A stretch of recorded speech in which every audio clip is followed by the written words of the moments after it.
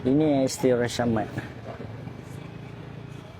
Kalau nak pergi ke tepi tiang tu BD lah di mana Assalamualaikum. Oh, sini kot. Kami di sini misteri DIY. Misteri DIY lah. Dengan ada jalan dalam.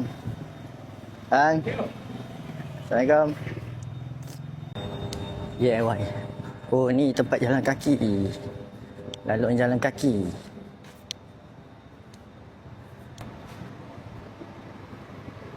Oh, DIY Sekarang pukul berapa ni?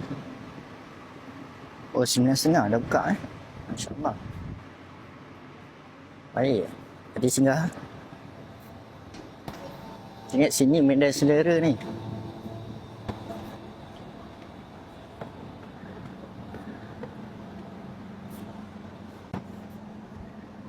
Ada laluan jalan kaki. Oh, sini. Oh, sini nasi kandar Melayu. Masya-Allah.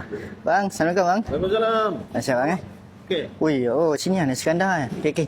Baik bang, nanti saya singgah bang Baik bang. Assalamualaikum. Oh, sini lah. Tu kopi Tenggek KL. Oh, Masya-Allah. Ni jalan kaki pun tak jauh Okey. Sekejap je. Oh, dah sampai. Okey. So, sini ada menu kat dalam.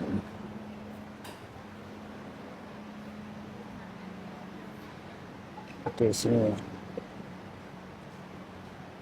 Kopitiam tu bidis. Order kat mana kak?